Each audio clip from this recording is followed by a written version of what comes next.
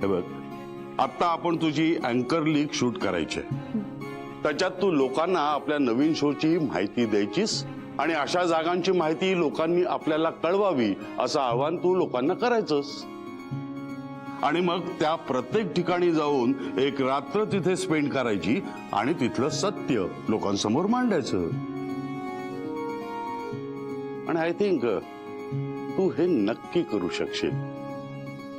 या हे बघ, मी तुला ना एक लिंक पाठवतो, ती बघ आणि तयारी कर. Okay, all the best. Thank you so much.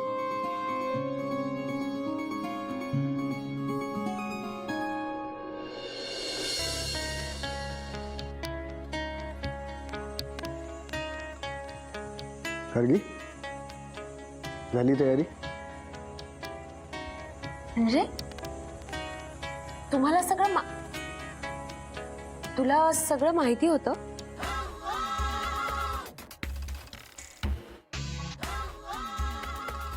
Datta, script आण.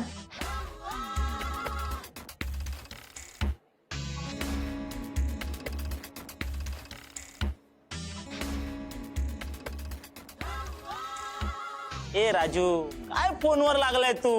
इथे अख्खा सेटअप चेंज करायचा. पंकज, मॅडमना रेडी कर. All the best. थँक्यू. तू सेटअप का चेंज करतोय? दादा, हे सारा मॅडम बोलली की आपण सेटअप चुकीचा लावलाय म्हणून चेंज करतो. मग काय, तुम्हाला तर माहिती आहे तिची वरपर्यंत ओळख आहे आणि तिचं नाही ऐकलं ना तर ती कधी बेसहारा करेल ना कळणार पण नाही.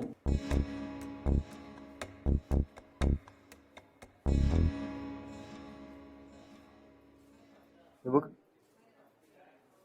सेटअप हलवू नकोस.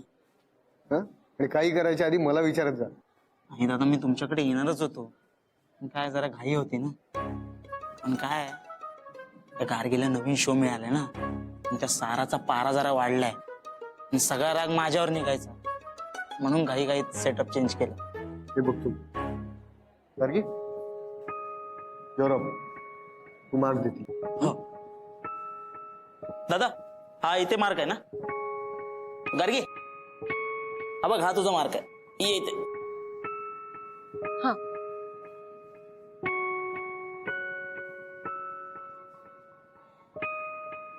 हा, तोच मार्क आहे.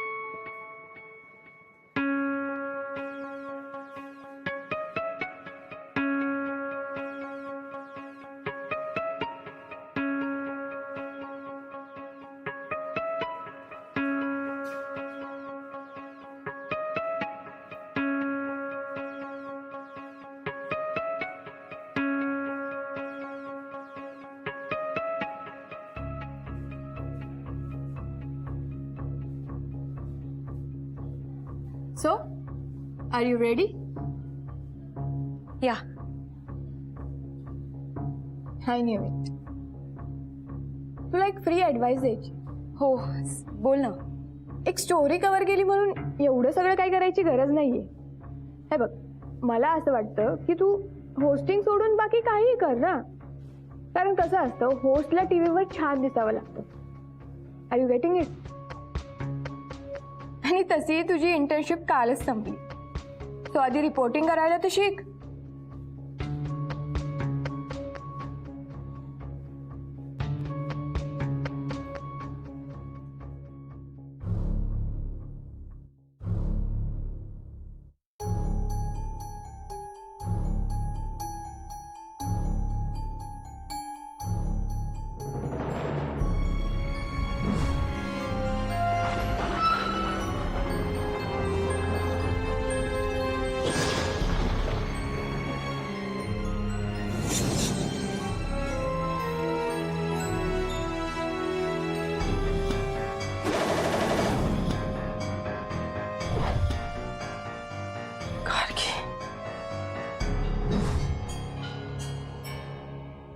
चलो, फील्ड क्लिअर.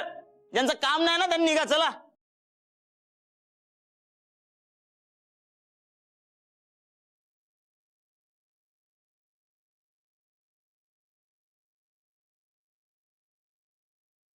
Ma'am script.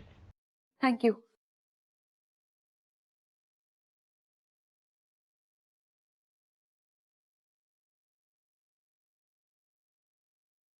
तुम्हाला भीती वाटते म्हणजे तुम्हाला एखाद्या ठिकाणी जायचं असेल तेव्हा बरोबर असलेली व्यक्ती कधी असं म्हणालीये का की नको ती जागा बरोबर नाहीये, तिथे काहीतरी विचित्र घडतं, तिथे भूताटकी आहे. अशा वेळी आपल्याला माहित नसतं की त्या ठिकाणी नेमका प्रॉब्लेम काय आहे. इतकी वर्ष मी गार्गीला ज्या संकटापासून लांब ठेवण्याचा प्रयत्न केला तेच संकट पुन्हा गार्गीच्या आयुष्यात आलं. दुष्टचक्र पुन्हा एकदा सुरू झालंय आणि त्यात गार्गी गुरफटत चालली आहे. ओके रेडी का रे? हो रेडी.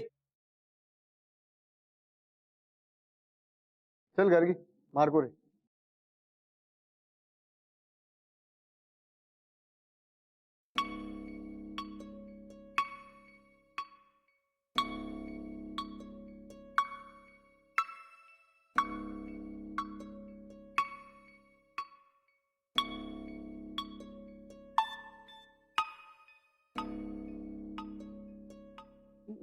मार खा.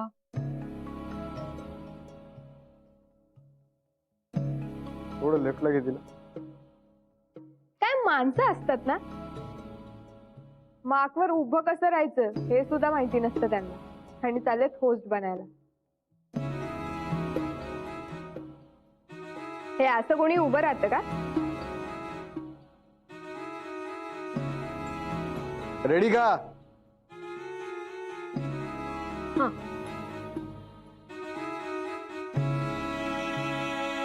Role rolling. And action. तुम्हाला भीती वाटते का? समजा तुम्हाला भीती वाटते का? समजा तुम्ही एका ठिकाणी जाणार असाल आणि तुमच्या सोबतच्या व्यक्तीने तुम्हाला सांगितलं की समजा तुम्ही एका ठिकाणी जाणार असाल, तुमच्या सोबतच्या व्यक्तीने तुम्हाला भीती वाटते का?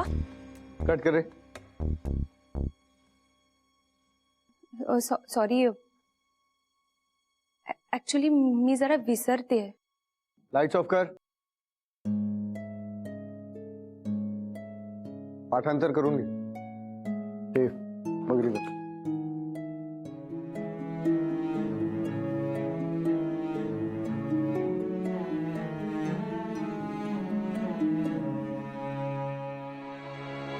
नाही, हे होण्यापासून थांबवायलाच हवं. मी गार्गीला काहीही होऊ देणार नाही.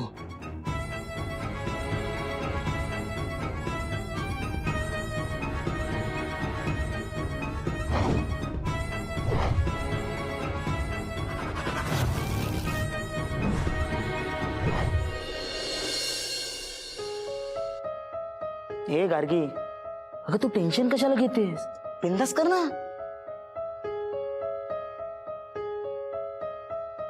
ऍक्च्युली मी कॅमेरा समोर खूप नर्वस होतीये. मला काही कळतच नाहीये. कशाला?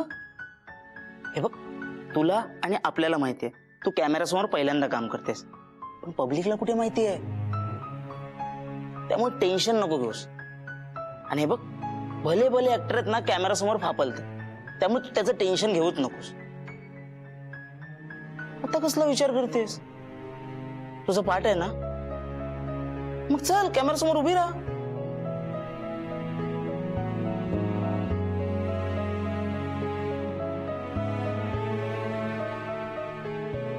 आता साराकडे कशाला बघतेस? ती काय मोठी शहाणी आहे? तुला माहितीये का, सारा जेव्हा पहिल्यांदा इथे आली होती ना, तेव्हा 10 तास लागले होते तिला 4 वाक्य घ्यायला, त्यात पण 8 फंबल. त्यामुळे तिचं टेन्शन नको घेऊस ग. तू फक्त डोक्यात एवढंच ठेव, गार्गी इज द सुपरस्टार, है ना? रेडी आहेस ना? चल करूया. गार्गी, तुला शूट करायचं आहे की नाही ते सांग, नाहीतर मी दुसऱ्या कामाला लागतो. ओके सेटअप काढ रे.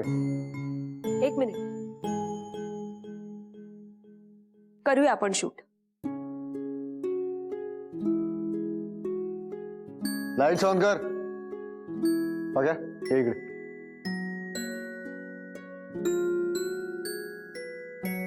गार्गी मार करूया.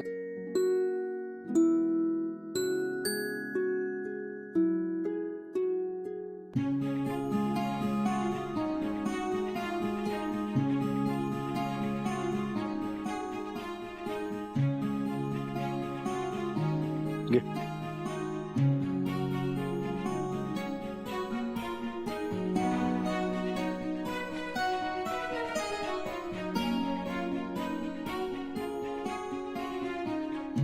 Role rolling. ऍक्शन. तुम्हाला भीती वाटते का? समजा तुम्ही एखाद्या ठिकाणी जाणार असाल आणि तुमच्या सोबतच्या व्यक्तींनी जर का तुम्हाला हे सांगितलं की ती जागा बरोबर नाहीये किंवा तिथे काहीतरी विचित्र आहे किंवा तिथे भूताटकी आहे, मग तुम्ही काय कराल? खरं तर असं अनेकदा होतं की आपल्याला एक्झॅक्टली त्या जागेबद्दल काहीही माहिती नसतं. त्या जागेचा प्रॉब्लेम काय हे सुद्धा आपल्याला माहिती नसतं, पण तरी सुद्धा आपण ऐकीव गोष्टींवर विश्वास ठेवतो. भास आभास या कार्यक्रमात आम्ही जरा वेगळ्या गोष्टी दाखवणार आहोत. अशा अनेक ठिकाणी जाऊन आम्ही एक रात्र तिथे राहणार आहोत आणि हे सत्य शोधून आम्ही तुमच्या सगळ्यांपर्यंत पोहोचवणार आहोत. जर का अशा जागा, अशी ठिकाणं तुम्हाला माहिती असतील तर प्लीज आमच्या या खाली दिलेल्या क्रमांकावर तुम्ही नक्की संपर्क करा. आम्ही वाट बघतोय.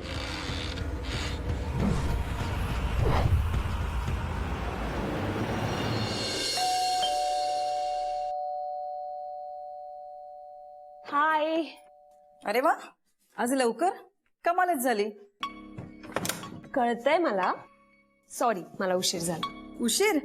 छे छे, अगं आत्ता तर कुठे रात्रीचे 12 वाजलेत फक्त. उशीर कसला? आणि तशी तू पत्रकार आहेस म्हटल्यावर आम्हाला समजून घ्यायला पाहिजे ना. अगं आई, खूप कामात अडकले होते मी. नको ना चिडचिड करू. नेहमीच आहे तुझं हे. अगं आई आहे मी तुझी, मला नाही का काळजी वाटणार? आणि तुला वाटत असेल की तू मोठी झाली आहेस, सगळे निर्णय स्वतः घेऊ शकतेस, पण आम्हाला तसं वाटत नाही, कळलं? निर्णय स्वतः घेऊ शकते म्हणजे कळलं नाही मला. सोसायटीतल्या गणपुले वहिनींनी मला फोन करून सांगितलं की तुझी मुलगी टीव्हीवर दिसतीये. तेव्हा आम्हाला तुझ्या त्या कार्यक्रमाविषयी कळलं. अगं विचारणा सोड, साधं सांगितलंही नाहीस तू आम्हाला, दुसऱ्यांकडून कळतंय. अगं हो, पण सांगू कधी? मी ऑफिसमध्ये गेल्यानंतर चॅनलच्या एडिटरनी सांगितलं की आत्ता अचानक सुरू करायचंय. म्हटल्यानंतर खरंच वेळ नव्हता अगं. अगं पण काय गरज आहे हे असले कार्यक्रम करण्याची? तू म्हणाली होतीस ना ती तुझी शेवटची असाइनमेंट आहे म्हणून आम्ही तुला जायला दिलं होतं. मग पुन्हा ही असली कामं कशाला करायची आहेत? आई, या विषयावर आपलं खूपदा बोलणं झालंय, आता पुन्हा नको ना. झालं ना, संपलं ना. आता मला पटकन जेवायला वाढ, मला खूप भूक लागली. आई प्लीज. ठीक आहे, तू फ्रेश हो. थांब, मी बघते. मी बघते, तू फ्रेश हो. ओके. आत्ता या वेळेला कोण आलंय?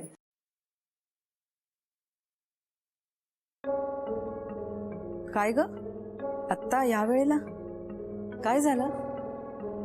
काही नाही. गार्गी आली का? हो आत्ताच आली.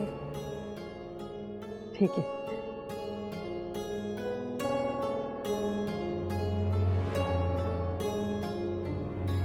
सगळ्यांना या मुलीची काळजी वाटते, पण या मुलीला त्याचं काहीच नाही.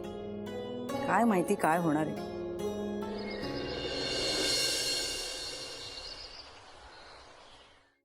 हजार वेळेला सांगितलं असेल असं करू नकोस, पण ही मुलगी कुणाचंच ऐकत नाही. मी बोलले की माझी चिडचिड दिसते, पण यामागची माझी काळजी नाही कोणाला कळत. झालं तुझं स्वतःशी बडबडून झालं का? स्वतःशी बोलत नाहीये मी, तुम्हाला ऐकू यावं म्हणूनच मोठ्याने बोलतेय. हो असं आहे का? असं आहे का म्हणजे? मी आता एवढ्या वेळ जे बोलतेय त्यावर तुम्ही काहीच बोलणार नाही आहात? तू मला बोलू देशील तर मी बोलेन ना. मी ऐकत नाही ते दिसतंय तुम्हाला, पण तुमची लेक कुणाचंच ऐकत नाहीये ते नाही दिसत तुम्हाला. हो आता माझी लेक, म्हणजे तिने तुझ्या मनासारखं केलं की माझी लेक, आणि जर मनाविरुद्ध केलं की तुमची लेक तुमच्यावरच गेलीये. अगं काय आहे स्वाती? बरोबरच आहे मग. तो कार्यक्रम हाती घेताना तिने आपल्याला विचारायला नको होतं. तू ना उगीच काळजी करत असते. आई, अगं काय झालंय ना आपलं बोलणं या विषयावर. मी सांगितलं ना तुला सगळं काय काय झालं ते. तरी पण तू विचारायला हवं होतंस.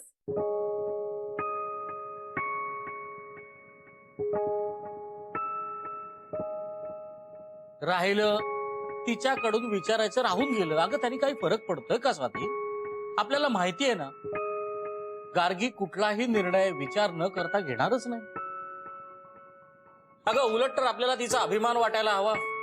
इतक्या कमी वेळामध्ये तिने हे सगळं अचीव केलं आणि हा कार्यक्रम करायला मिळालाय तिला. झालात ना? झालात ना तुम्ही देखील तिला सामील? मला वाटलंच होतं हेच होणार आहे म्हणून. आई ऐक मला तुझं काही ऐकायचं नाही. अरे अगं पण काहीतरी ऐक. अरे यार,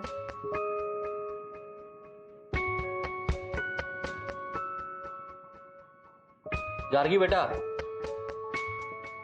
कसं आहे ना, तुझ्या आईला ना जरा जास्त काळजी वाटते तुझी ग, म्हणून ती हे सगळं असं बोलत असते. तू फार मनावर नको घेऊ तिचं बनवाळ.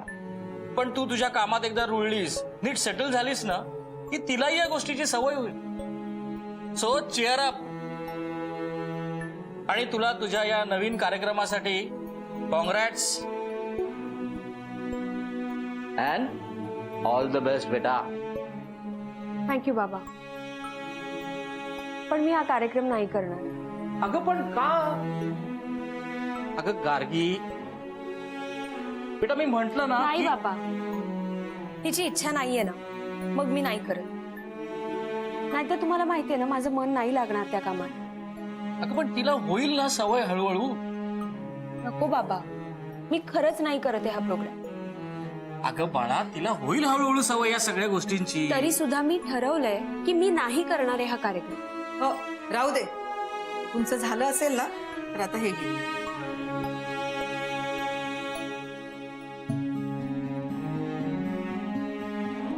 असं समजू नकोस माझा राग गेलाय म्हणून. हे सगळं मी तुझ्या लहानपणापासून करतेय. तुझी जेव्हा परीक्षा असायची तेव्हा मी तुला दही साखर द्यायचे, आणि आज सुद्धा खऱ्या अर्थाने तुझी परीक्षाच आहे म्हणून हे. काय झालंय काय तुला आई? का चिडचिड करतेस ग तू? हे सगळं तुझ्यामुळेच होतंय. तरी सुद्धा तू चिडलीस ना की तू खूप खूप खूप गोड दिसतेस. एक्झॅक्टली. मी सुद्धा हिला नेहमी हेच. बघ, चला, मला उशीर होतोय, निघायला हवं. बाळा तू पण चल ना माझ्याच बरोबर. ओके चालेल. मी रिक्षा थांबवतो. आले. लवकर ये ग. हो, चल बाय. निघू मी? आणि उगाच आता काळजी करत बसू नकोस, कळलं ना? मला काही होणार नाहीये. ए बाई, जरा शुभ बोलत जा ना. वास्तुदेवता नेहमी तथास्तु म्हणत असते. नेहमी चांगलं बोलत जा. ओके, आता निघू. बाय. एक मिनिट थांब. काय गो?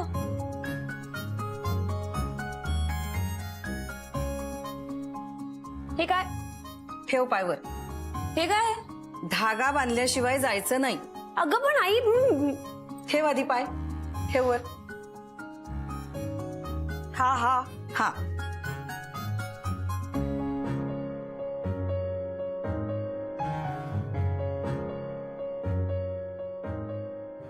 ओके झालं. निघ आता.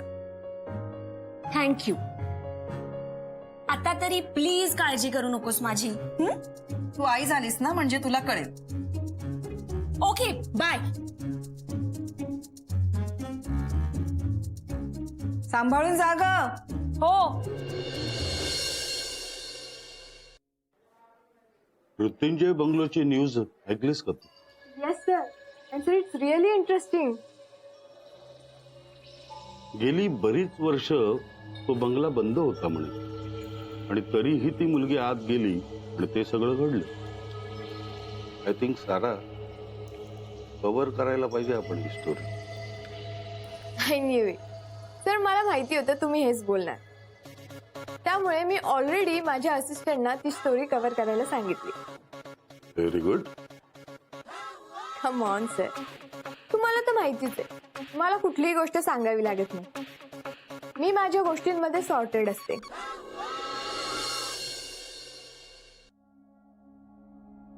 काय ग, गार्गी गेली ऑफिसला? हो आत्ताच गेली.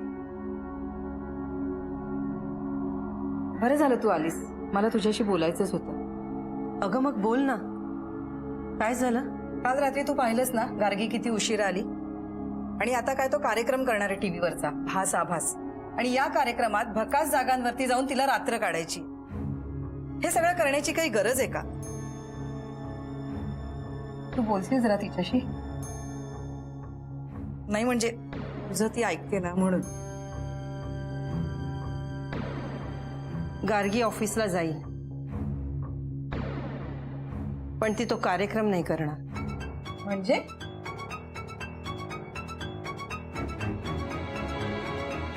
कळेल.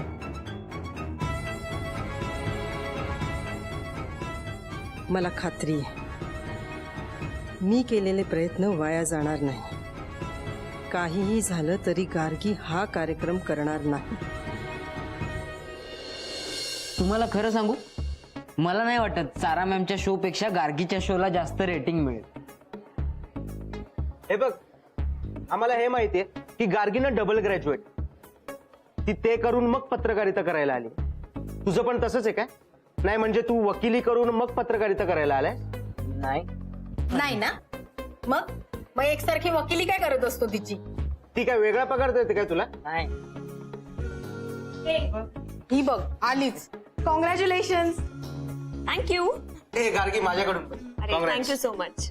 गार्गी तू ना लिहून घे माझ्याकडून. भास आभास शोच्या प्रोमोला जो रिस्पॉन्स मिळालाय ना, तो बघून मला असं वाटतं 1 नंबर हिट होणार शो. अरे होणार नाही, झालंय असं समज. अरे एका दिवसात 100 पेक्षा जास्त कॉल कायची गोष्ट आहे काय? सिरियसली आता मी तेच डिटेल्स घेऊन येते. गार्गी, कॉंग्रॅच्युलेशन. थँक्यू.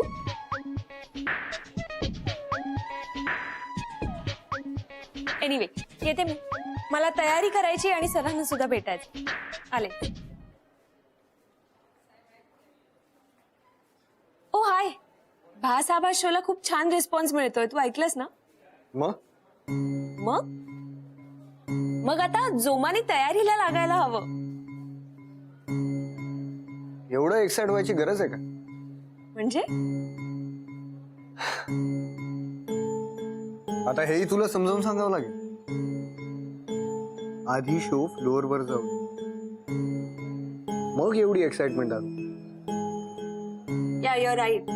पण कसं आहे ना, माझा हा पहिला शो आहे, त्यामुळे मी खरंच खूप एक्साइटेड आहे. एनिवे मला सरांना पण भेटायचंय. मी निघू? या please carry on.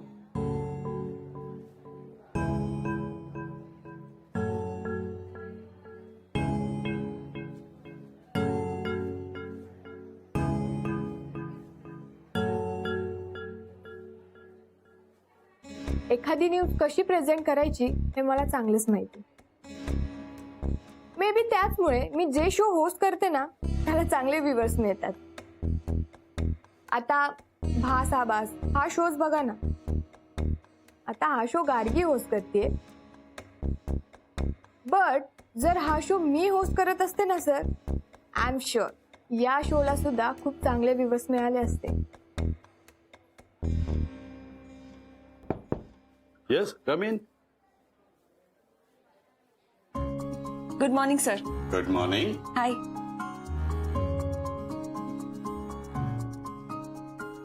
So Gargi, आपण आपला नवीन शो भास आभासचा प्रोमो ऑन एअर केला आणि त्याला रिस्पॉन्सही चांगला आलाय. प्रोमो मध्ये आपल्या शोची खूप छान माहिती दिलीस ना तू. Thank you sir. ऍक्च्युली मी तुमच्याकडे तीच लिस्ट घेऊन आले. म्हणजे तुम्ही एकदा मला अप्रुव्हल दिलं की मी बाकीच्या कामाला लागू शकते.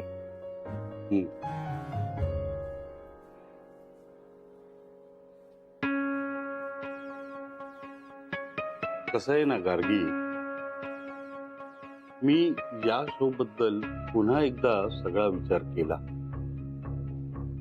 आणि मला वाटतं की या फील्डमध्ये तू अजून नवीन आहे. खूप काही शिकायचं आहे तुला अजून.